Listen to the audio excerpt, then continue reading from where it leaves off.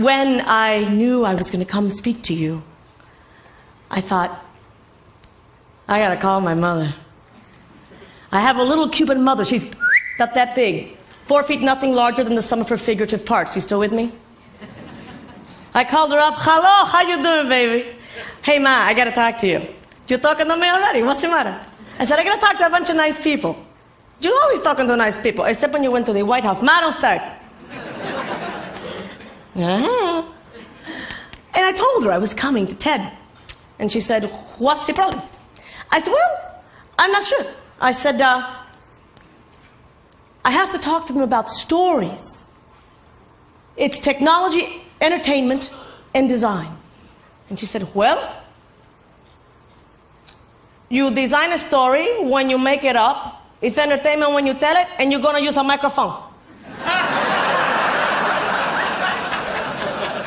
I said, you're a peach, Ma. Pop there, what's the matter? The pearls of wisdom leaping from my lips like lemmings is no good for you? Then my pop got on there. My pop, he's one of the old fools, you know? Old Cuban man from Camagüey. Camagüey is a province in Cuba. He's from Florida. He was born there in 1924. He grew up in a bohío of dirt floors, and the structure was the kind used by the Taínos, our old Arawak ancestors.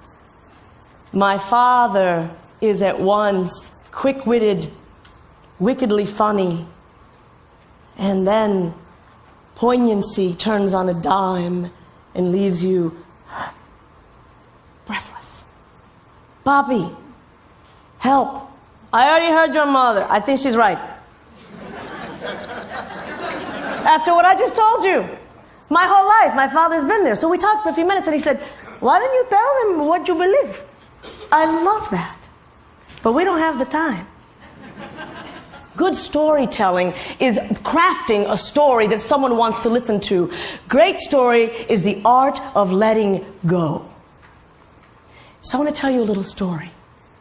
Remember, this tradition comes to us not from the mists of Avalon back in time, but further still. Before we were scratching out these stories on papyrus, when we were doing the pictographs on walls in moist, damp caves. Back then, we had an urge, a need to tell the story. When Lexus wants to sell you a car, they're telling you a story. Have you been watching the commercials? Because every one of us has this desire for once, just once, to tell our story and have it heard. There's stories you tell from stages. There's stories that you may tell in a small group of people with some good wine. And there's stories you tell late at night to a friend, maybe once in your life. And then there are the stories that we whisper into a Stygian darkness. I'm not telling you that story. I'm telling you this one. It's called You're Gonna Miss Me. It's about human connection. My Cuban mother, which I just briefly introduced you to in that short character sketch, came to the United States 1,000 years ago. I was born in I forget. And I came to this country with them in the aftermath of the Cuban Revolution. We went from Havana, Cuba, to Decatur, Georgia. And Decatur, Georgia is a small southern town. And in that little southern town, I grew up. And grew up hearing these stories. But this story only happened a few years ago. I called my mom. It was a Saturday morning. And I was calling about how to make ajiaco. It's a Cuban meal. It's delicious. It's savory. It makes spit froth in the little corners of your mouth. Is that enough? It makes your armpits juicy, you know? That kind of food, yeah. This is the sensory part of the program, people. I called my mother and she said, Carmen, I need you to come, please. I need to go to the mall. And you know your father now, he takes a nap in the afternoon and I gotta go, I got an errand to run. Let me parenthetically pause here and tell you, Esther, my mother, had stopped driving several years ago to the collective relief of the entire city of Atlanta. Any vehicular outing with that woman from the time I was a young child, guys, naturally included flashing blue lights. But she'd become adept at dodging the boys in blue. And when she did meet them, she had wonderful, rapport. Ma'am, did you know that was a light you just ran? Ay, Dios mío, qué cosa más grande. Yo no sé nada. Yo no hablo ni papa de inglés. You don't speak English? No.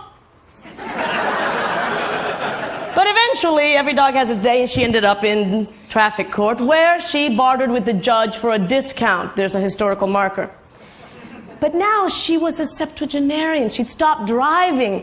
And that meant that everyone in the family had to sign up to take her to have her hair dyed, you know, that peculiar color of blue that matches her polyester pantsuit. No? Same color as the Buick? Anybody? All right. Little picks on the legs where she does her needlepoint, these little loops. Rockports, they're for this. That's why they call them that. This is her ensemble. This is the woman that wants me to come on a Saturday morning when I have a lot to do, but it doesn't take long because Cuban guilt is a weighty thing. Well, I'm not going political on you, but And so, I go to my mother's. I show up, she's in the carport. Of course they have a carport, the kind with the corrugated roof, you know? The Buick's parked outside, and she's jangling a pair of keys. I got a surprise for you, baby. We're taking your car? No, oui. Aye. And she reaches into her pocket and pulls out a catastrophe.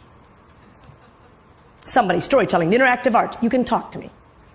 Oh, a driver's license, a perfectly valid driver's license issued evidently by the DMV in her own county of Gwinnett. Blithering fucking idiots. I said, is that thing real? I think so. Can you even see? I guess I must. Oh, Jesus. She gets into the car. She's sitting on 2 phone books. I can't even make this part up because she's that tiny. She's engineered an umbrella so she can, bam, slam the door. Her daughter, me, the village idiot with the ice cream cone in the middle of her forehead, is still standing there slack-jawed. You coming? You not coming? Oh, my God. I said, okay, fine. Does Pop know you're driving? Are you kidding me? How are you doing it? He's got to sleep sometime. And so we left my father fast asleep because I knew he'd kill me if I let her go by herself. We get in the car, puts it in reverse. 55 out of the driveway in reverse. I am buckling in seatbelts from the front. I'm yanking them in from the back. I'm doing double knots. I mean, I've got a mouth as dry as the Kalahari Desert. White knuckle grip on the door. You know what I'm talking about? And she's... And finally, I do the kind of birth breathing, you know, that one. Only a couple of women are going, All right. And I said, Ma, would you slow down? Because now she's picked up the highway, 285, the perimeter around Atlanta, which encompasses now, it has 7 lanes. She's on all of them, y'all. I said, Ma, pick a lane. They give you 7 lanes, they expect you to use them. And there she goes, all right? I don't believe for a minute she has been out and not been stopped. So I think, all right, we can talk. It'll be a diversion. It'll help my breathing. It'll do something for my pulse, maybe. Mommy, I know you have been stopped. No, what are you talking about? You have a license. I've only been driving 4 or 5 days. Yeah, and you haven't been stopped? I did not get a ticket. I said, yeah, but come on. Okay, so I stop at a light, and there's a guy, you know, in the back. Would this guy have like a blue uniform and a terrified look on his face? You were there? Don't start. Come on. You got a ticket. No, she explained. The man, I have to tell you as she did, because it loses something if I don't, you know? He come to the window and he does a thing like this, which tells me he's pretty old, you know? Not zzz, but... So I look up and I'm thinking, maybe he's still gonna think I'm kinda cute. Ma, are you still doing that? If it horse, baby. So I say, perdón, you hablo inglés. Well, wouldn't you know, he had been in Honduras with the Peace Corps. So he's talking to her, and at some point she said, and then, you know, it was it. That was it. It was done. Yeah? What? He gave you a ticket. He didn't give you a ticket. What? No, I look up and the light, she changed. You should be terrified. Now, I don't know if she's toying with me, kind of like a cat, batting back a mouse, left paw, right paw, left paw, right paw. But by now we've reached the mall. Now, you all have all been at a mall during the holidays, yes? Talk to me, yes? Yes. You can say yes. All right, then you know that you have now entered parking lot purgatory, praying to that saint of perpetual availability, that as you join that serpentine line of cars crawling along, some guy's going to turn on the brake lights just as you pull up behind him. But that doesn't happen most of the time. Right? So first I say, Ma, why are we here? You mean like in the cosmic sense? No, don't. Why are we here today? It's Saturday. It's the holidays. Because I have to exchange your father's underwear.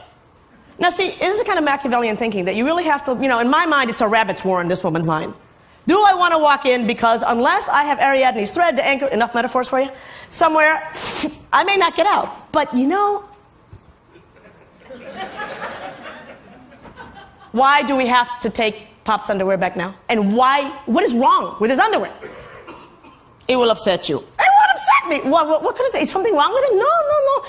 The only thing with him is he's an idiot. I sent him to the store, which was my first mistake, and he went to buy underwear, and he bought the grippers, and he's supposed to buy the boxers. Why? I read it on the internet. You cannot have children. Oh, my God!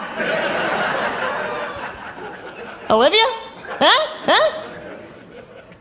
By now, we have now crawled another 4 feet, and my mother finally says to me, I knew it. I'm an immigrant. We make a space. What'd I tell you? Right there. And she points out the passenger window, and I look out, and three aisles down. Look, the Chevy. You want to laugh, but you don't know. You're that politically corrected. Have you noticed? Correct the other direction now. It's okay. Look, the Chevy. He's coming this way. Mama, wait. The Chevy is 3 aisles away. She looks at me like I'm her moron child, the cretin, the one she's got to speak to very slowly and distinctly. I know that, honey. Get out of the car and go stand in the parking space till I get there. Okay, I want to vote. Come on. No. How many of you, once in you were a kid, you were an adult, you stood in a parking space to hold it for... See, we're a secret club with a secret handshake. And here's the therapy later. We're doing great. We're doing fine. Well, I stood up to her. This is, you'd think by now I'm 4, and still holding. I said, no way, Ma, you have embarrassed me my entire life. Of course, her comeback is, when have I embarrassed you? Ay, Dios mío, qué cosa más grande. Está over loca a mí. And she's still talking. While she puts the car in park, hits the emergency brake, opens the door, and with a spryness astounding in a woman her age, she jumps out of the car, knocks out the phone books, and then she walks around. She's carrying her cheap Kmart purse with her, around the front of the car. She has amazing land speed for a woman her age, too. Before I know it, she has skittled across the parking lot and in between the cars, and people behind me with that kind of usual religious charity that the holidays bring us. I'm coming. Italian hand signals follow. I scoot over, I close the door, I leave the phone books. This is moving fast, so just so you still with us? We'll wait for the slow ones. Okay. I start, and this is where a child says to me, and the story doesn't work if I tell you about her before, because this is my laconic child. A brevity of everything with this child. She eats small portions.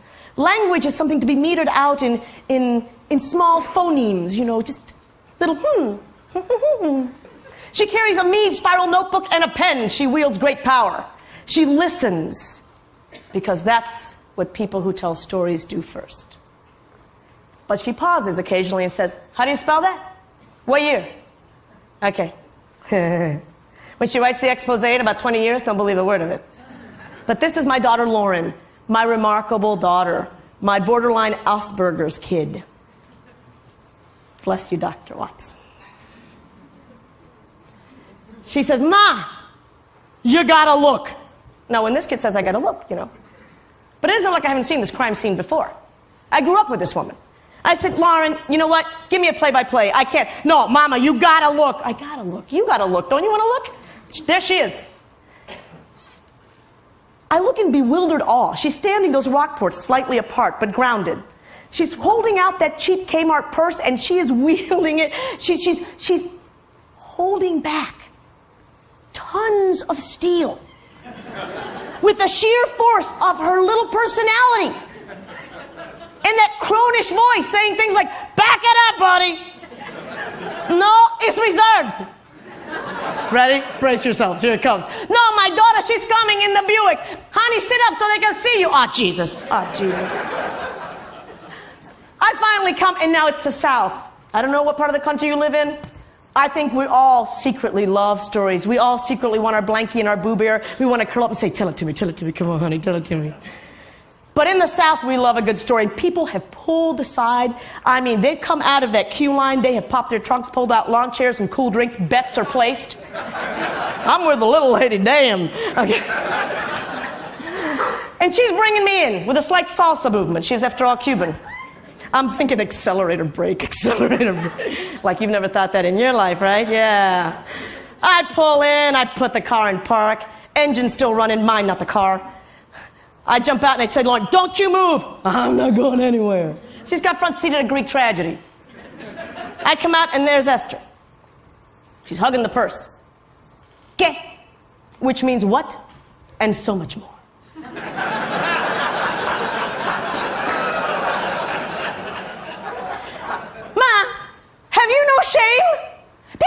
this all around, right? Now, some of them, you gotta make up, people. Secret of the trade, guess what? Some of these stories, I sculpt a little here and there. Some, they're just right there. Shh, put them right there. She says this to me. After I say, let me refresh you, have you no shame? No. I gave it up with pantyhose. They're both too binding. Go